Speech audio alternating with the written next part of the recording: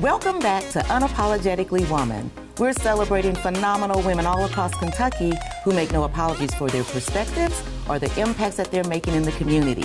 Today we're celebrating Dr. Lori Stewart Gonzalez. Lori is a wife, a mom, an educator, and the interim president of the University of Louisville.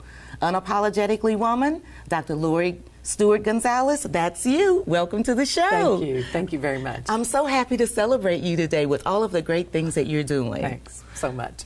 You've been a lot of things, but the title that I want to talk to you about now is your title as mom. Oh. Tell us about your son. All right. So I have one son, John Clay. We call him Clay. He's 27. He grew up in Lexington, graduated from Lafayette High School, and he went to University of Michigan for a bachelor's degree in music composition. So that's what he's doing now. He's writing pieces. He stayed in Ann Arbor, has a master's degree in music composition, so he lives in Michigan right now.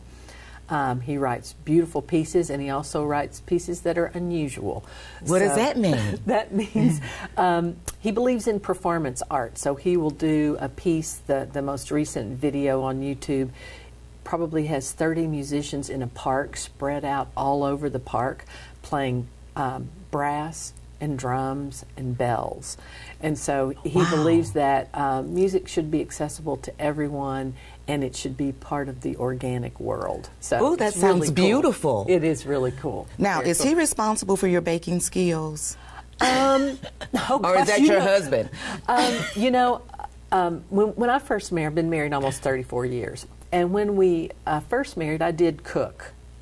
But when you have a pot on the stove and your husband comes in and tastes it and adds a little of this and a little of that and a little of this, you pretty soon say, you're going to be the cook. You do it. So then I moved into the baking because it wasn't something he wanted to do. So I like to bake. I said I'm not a master baker, but I put stuff in the oven and hope it turns out. Well, so that sounds master to me. At least it's getting in the oven. I'm not even getting it in the oven. Great. That's great. So, Lori, tell me, how does a girl from Mount Vernon end up as interim, president at the University of Louisville? Well, it's not a direct path, I will say. It's a journey. It's a journey. So, my father graduated from Berea College, and he was the first in our family to go to school. And so after that, we didn't know we had a choice to not go to college. And so I went to the University of Kentucky, and I majored in speech-language pathology. So I worked as the speech lady in the public schools for a while. And then I decided to go and get the doctoral degree. But I'll tell you, it was education just in general that drew me. I enjoyed working in the public schools. I enjoyed teaching other speech pathologists in continuing education. And so I knew, like your daughter, that I wanted to be on a faculty sometime. So when I got my doctoral degree, that started the journey through assistant professor, associate professor, and all that. But I'll tell you about my journey. I think this is what I did versus knowing I was going to end up somewhere like this. I made myself open to all sorts of opportunities. I tried to stretch myself.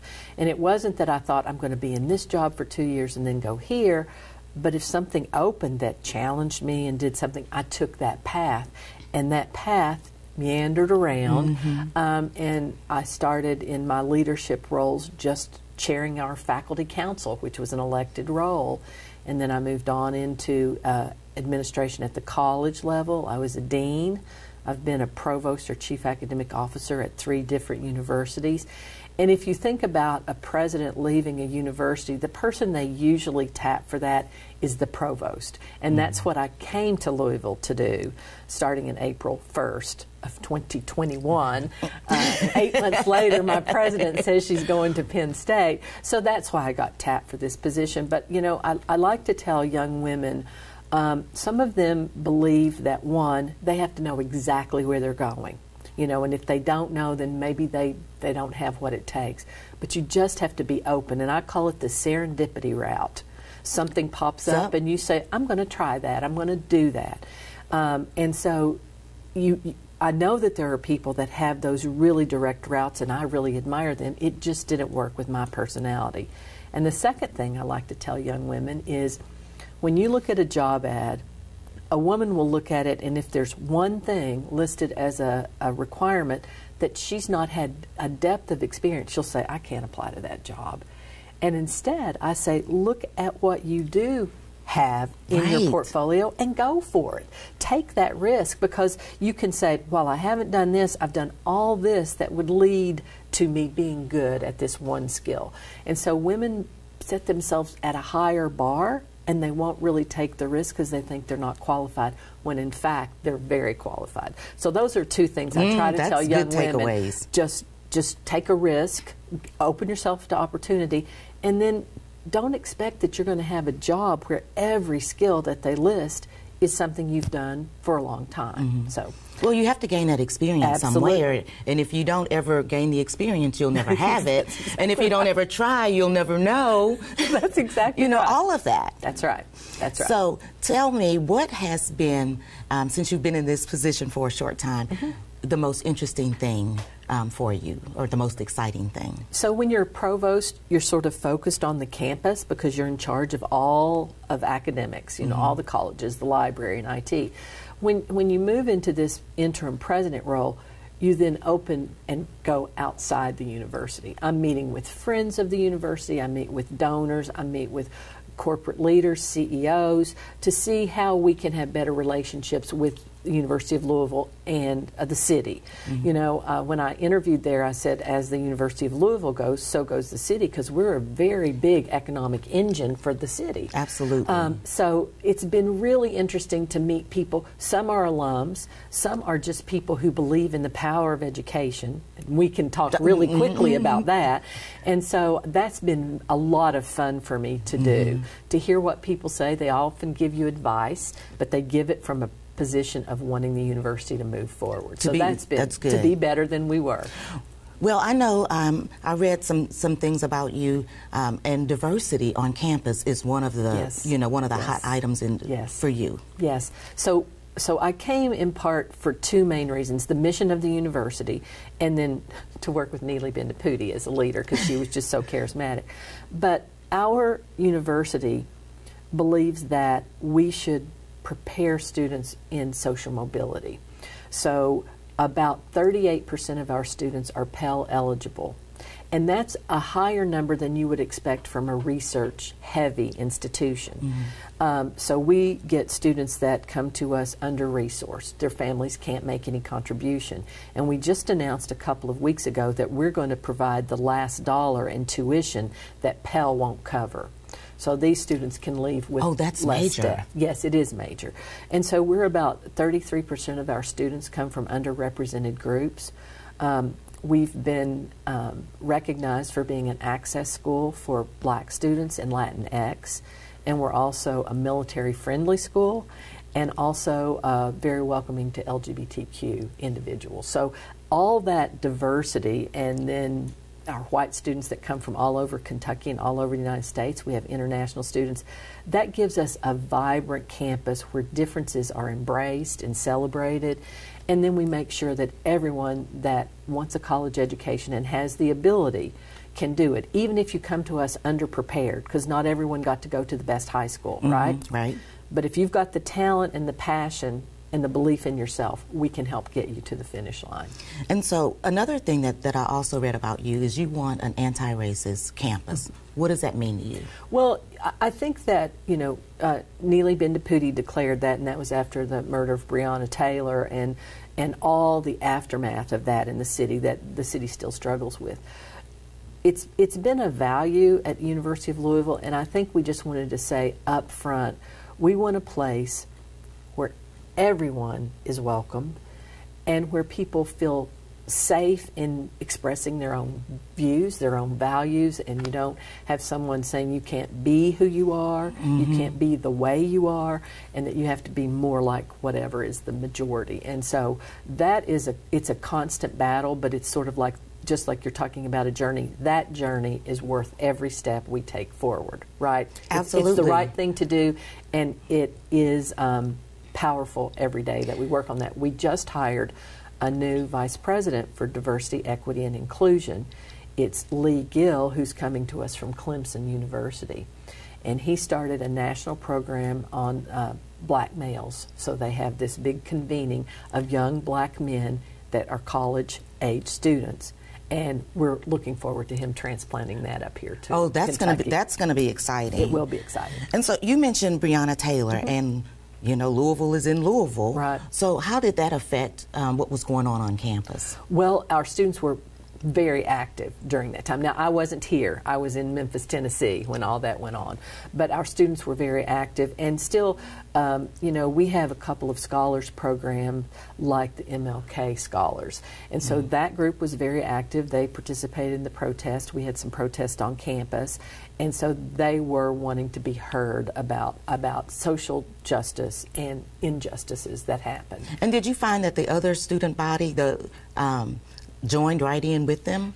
I don't think it wasn't a dividing moment for our campus, I will say that. I'm not sure how many, I mean, you know, the whole community of Louisville sort of rallied around that idea. So I wondered what kind of effect it might have, you know, on the university being right there in the middle of all of everything that was going on. I think we get a lot of students that come, you know, we have restorative justice certificates, and we have peace and justice degrees that people can do. And I think a lot of young activists come hoping to get the knowledge to be more effective activists, right?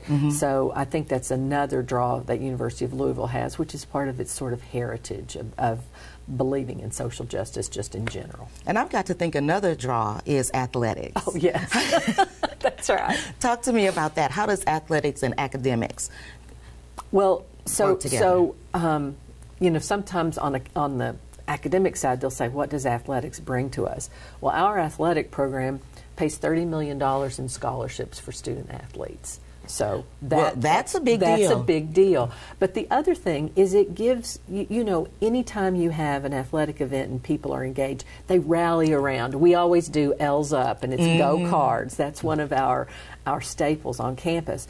And so our student athletes are exceptional in the classroom. Their graduation rate is about 91%, and yet they build all this excitement on the field, on the court, in the pool, all those areas that people can go if you like softball, tennis, soccer, swimming, diving, football, basketball. And our women's basketball team are headed to the Sweet 16. So go there Cards, you go. Cards. Yes, we were talking about that yesterday. And then we just landed a fantastic basketball coach for men's basketball. Tell us all about it. Kenny Payne's coming back to Louisville, and he is the real deal. If you have a chance to go and look at any of his press conference, he talks about growing young men as leaders and young men and then student athletes. And so the city is just so excited to have Kenny coming back home, and I'm excited. Yes. Yes, look, you just lit up when you said I know. I had a call with him, and he said, "Hello, Miss Lori," and I thought, this is going to be a guy that I can get along with very, very easily. I'm going to like him. Yes, he's very humble, but he is he's really great at relationships. So that's, you know, there's such a true basketball legacy at University of Louisville, and even Coach Cal texted him and said, it's going to be good to have a strong rivalry between UK and U of L. And that's what our governor said. So that'll be great. That's going to be good. It's good for the state. Look, that's going to be good, and all we're going to hear is back and forth banter. Exactly. It's never going to stop. Exactly. That's right. So what else is going on at the University of Louisville? We talked a lot about athletics, but what about students that might want to go who won't make it on a basketball team, baseball, some recreational? So the one center that we opened in the fall is our Center for Engaged Learning. So when you look at high impact practices, those are practices that keep students in school and get them out in a timely way. And so we created this Center for Engaged Learning, and it focuses on two things. One is undergraduate research. So you can start as a freshman working with a faculty member, maybe out in the community doing research, maybe in a lab doing research. So that's a really important part. And then the second part of it is experiential learning. And we believe that students should be out in the community applying what they're learning in class, so they they have this loop. I learn stuff, I apply it, I come back to class, and I'm changed with it. And so we're seeking internships all around the city, and then when students go home in the summer, maybe if they're not from the area, internships. Because for one thing, as they move into their junior and senior year, that company that has them as an intern is trying them on as a full-time employee. Yes, they want to keep them. And they want to keep them. And so that's one of the groups I've been meeting with, are people that really do want our students to stay in Louisville or Kentucky. That's my two priorities. Stay in Louisville or stay in Kentucky. Right, because you don't want them to graduate from Louisville and then leave the state. We don't want our talent to leave the state, because we have much to do in Kentucky, and our graduates are the future. So it's one of those places that you can come in as a freshman and get connected right away. We also have over 400 registered student organizations. So if you want to do gaming, you can do that. If you want to do chess, you can do that. And if you want to do your own, you can create your own. So my goal is to always tell my main advice: study. You got to pass your classes, but then get involved. And you know, I'd like people to get involved in the city, and then I'd like them to get involved on campus, because we know engaged students perform better and graduate on time. So that's important. Well, and I also saw that the University of Louisville ranked #2 as a party school in... I actually didn't know that. And I don't think I'm going to get a T-shirt that has that on it. We're going to keep that private. We're going to keep that private, yes. That's not my favorite thing about the school. I said, I did not know that. No, I didn't know it either. And I will tell you, our students, like our student government is such advocate for students, and they create all these opportunities for students. We have a student organization that it's Lead and Serve, and they do a day of service in the fall to bring new students in to do the day of service. They do it in the spring. And so there is a real social justice thread running through our school. The other thing that's happened at University of Louisville is we are really doing very well in research. And one of the areas that we're building on the academic health center side, that's with medicine, dentistry, nursing, and public health, is all around health equity. So how do you deal with the social determinants of health? Those are education, transportation, food deserts, all those things that are upstream that cause problems that result in disease states. And they happen in areas where there's a lot of poverty, and we have that in Louisville. And so we're really focusing a lot of research on laboratory research that takes a little bit longer to get to application, but also out in the community doing research. So we're hiring people that have that health equity lens, that they're looking at health through that lens, and that goes along with the the social justice belief of the university.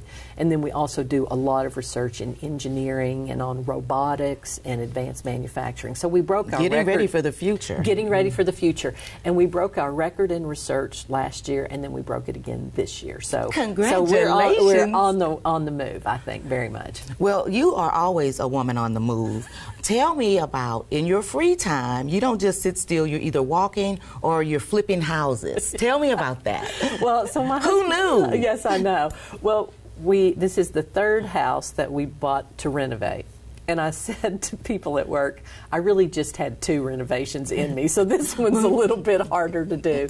But we buy a house that we think that would have good bones, and then we kind of make it our own. And so we did that when we moved to Boone, North Carolina, when I worked at Appalachian State. We did it when we moved to Memphis, Tennessee. And now we're doing now it you're in doing it Louisville, again. Kentucky. Yes. I said she never stops. When does she have time to do this? Well, our son asked if when we finished one renovation, he says, are you just going to start this house all over again and do it? Because we're always in a little state of disruption. Because you're going to need something else to do. Exactly. So we're going to redo that kitchen by the time you get everything else in the house done. Yeah. Well, you know, when you do one room, you look at the other and you go, well, we have to finish this room. I've got to do it. I've got to do that. You are so busy. Well, I want to thank you for being here and letting us celebrate you. Thank you. And I'm going to leave you with the last word. Oh, well, thank you for focusing on women. You know, women leaders have made a difference and continue to make a difference, and we're going to see more and more young women coming through into leadership roles. And I had women helping me along the way, And my goal is to help and give a hand up to other young women. And I just say, follow your dreams, be open to opportunities, and take some risks. Sometimes you'll hear a no, but my favorite proverb of all times is fall down 7 times, get up 8. Right? That's right. That's right. That's right. So that's what I'll leave you with. Thank you so much. Thank you. You guys heard it from Dr. Stewart Gonzalez. Fall down 7 times, get up 8. Don't let anything stop you. Continue to join us as we celebrate other phenomenal women just like Lori in Kentucky who are making a difference. We'll talk to you soon.